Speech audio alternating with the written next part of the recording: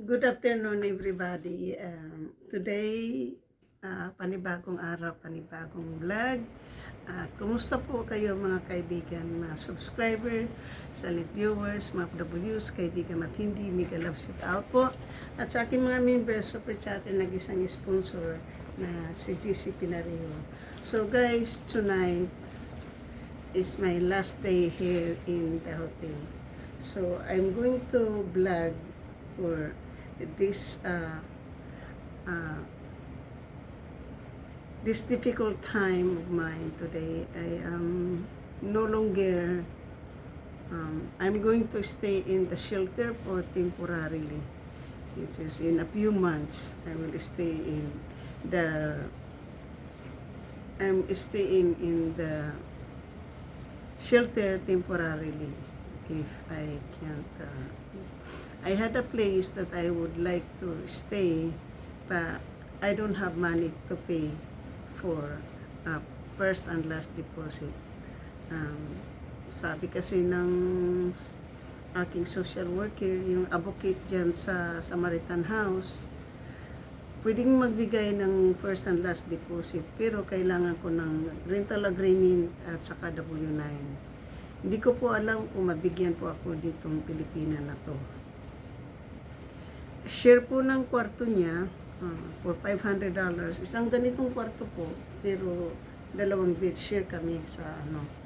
So, dahil temporary lang po, hindi ko po hahakutin yung mga gamit ko po dyan sa kanya, no? Kasi temporary lang.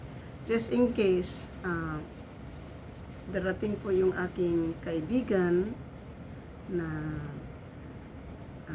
5 months ko na po, magpa 5 months ko na po siyang nakakausap at araw-araw kami nag-uusap. So, ang gagawin po natin ngayon guys,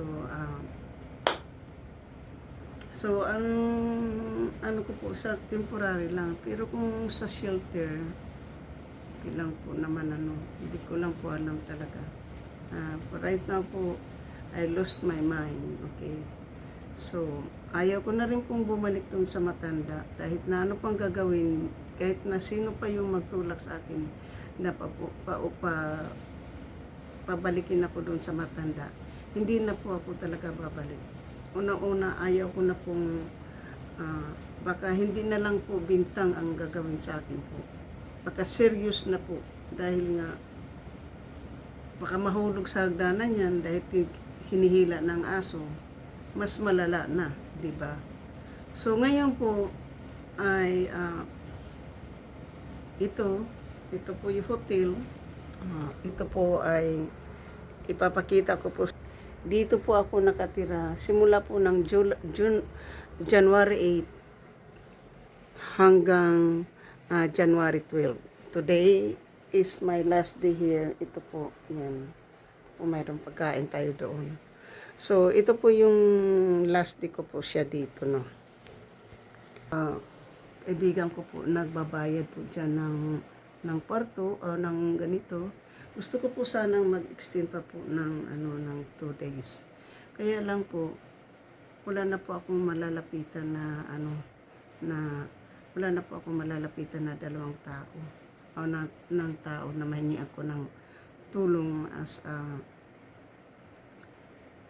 dito po, magtira po sana ako kasi gusto ko po sanang 2 pang araw kasi gusto ko pong humingi ng bakasyon sa manager ko. Punta po ako ng Stockton hanggang sa makaipon po ako ng pera na ibibigay ko. Kasi din ako doon, nag-acquire din ako ng kwarto doon kung pwede. So, dahil na nga nandito nga yung trabaho ko, mahirap kasi mag-drive pa mula doon sa Stockton papunta dito. Kasi ayaw ko pong hila-hilain yung stepdaughter ko papunta dito. Mag-ihahati lang ako sa trabaho tapos wala na. Tapos kung halimbawa 2 araw mag-hotel, mas malaki din po talaga ang mababayaran, di ba? So, ngayon po, nakakain po tayo galing po ako kasi doon sa Pilipina na na pinuntahan ko yung kwarto nga na rentahan na 500, share sa room niya, ah, share sa room po niya ay ito po binigay niya sa akin, dinuguan. So ito ngayon ang aking kakainin ng hapunan. Ito naman po ay bago naman po tayo aalis ay ito po ay gamot po ito, pero nga pa naglagay siya ng kutsara pala dyan. So ito po gamot naman, kumuha muna tayo ng gamot kasi kailangan ko ng gamot. Ito yung gamot natin. So shout out po sa aking mga minamahal na mga subscribers, silent viewers, mga W's, kaibigan matindi, depressed, stress, homeless, nowhere to go, masakit sa damdamin, marami po akong nagawa doon sa matanda, pero wala po akong sama ng loob. So bukas po 9 o'clock ng umaga, tatawagan ko yung aking social worker. May binigay sa akin.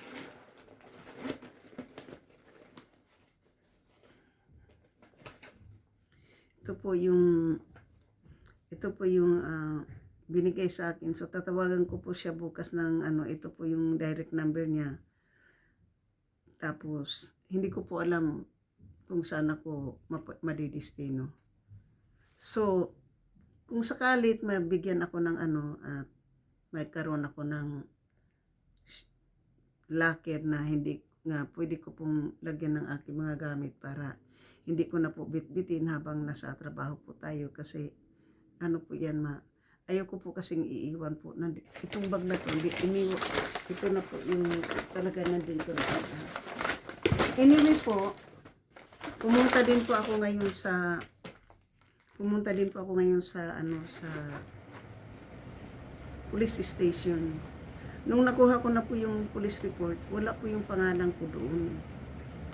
Walang pangalan. Mayroon lang daw nakalagay ng basta wala po siyang pangalan.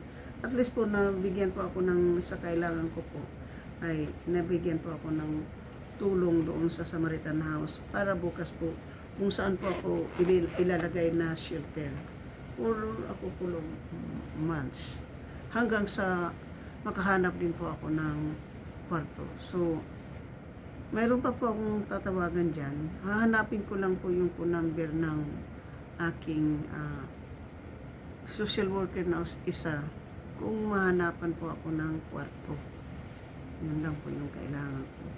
Mayroon naman nakipag-usap sa akin ngayon na $500 lang din. Nangangailangan ng maraming hiningi na criminal record, mayroon background check or anything, di ba? O siyempre pwede ka mag-comply. Pero anong i-comply ko? Wala naman akong pera. Wala naman akong perang i-comply doon. So sa madaling salita po, hindi ko po alam ang aking kapalaran. Malungkot man yung buhay ko po, malungkot man, gusto ko lang pong mag-save ng pera. Kaya nga sabi ko nga doon sa shelter, I just need a place and I would like to save money so I can go home in the Philippines. Tinanong ako kung magkano lang ang plane ticket. Kung sakali mag-decide na akong mag-quit, hihingi ako ng tulong pambilin ticket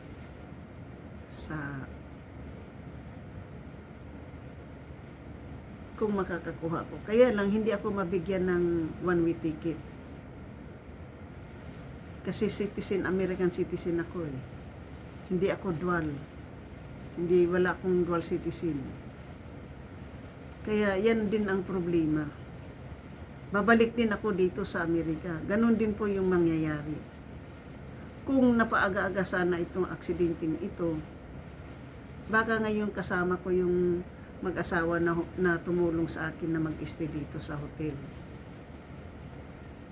Kasi sinabi niya sa akin, sana kung napaaga ka, nagrenta tayo ng isang bedroom na apartment.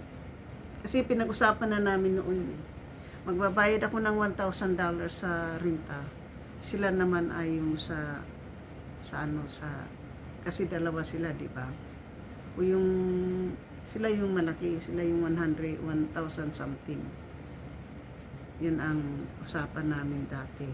Kaya lang lumipat din po sila sa anak niya. Ako na may lumipat po ako sa anak ko. Ngayon, bago naman ako lumipat dito sa Matanda, umuwi pa ako ng Pilipinas.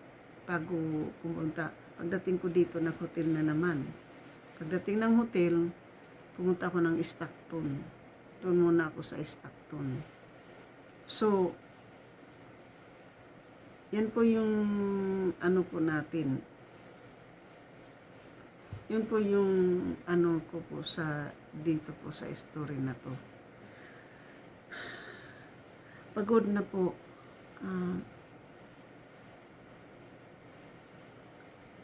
Pagod na po ako, guys. Pagod na. Pagod na yung pagod na po ako sa pang-aapi ng mga tao sa akin po. Pagod na po. Na-depress ako dahil sa pang-aapi ng amo ko dati. Ngayon naman, nadidepress ako sa pang-aapi naman ng aking kaibigan na nagiging, alam mo na mabait naman sana. Kaya lang,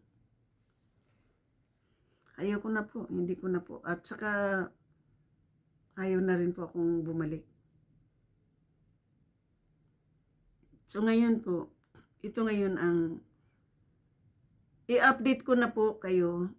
Ito lang po ay pag-vlog. Last day ko lang po ito. Buhay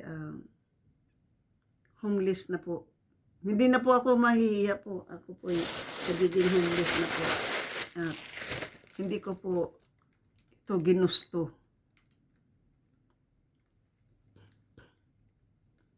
Hindi ko po ito ginusto kasi kung binigay lang po yung pera ko ngayon.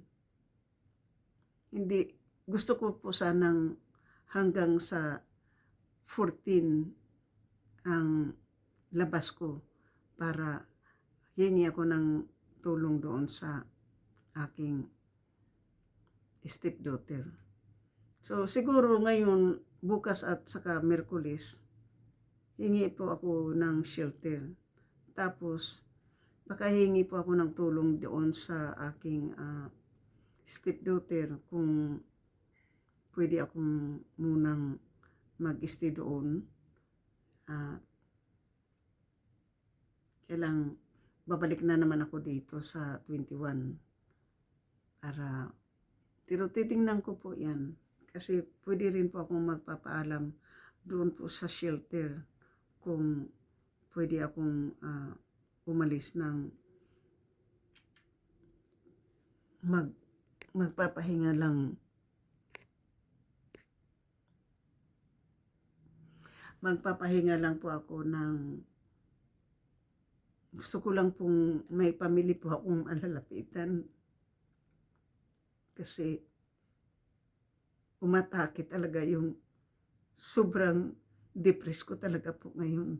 So, kailangan ko po ng family support. So,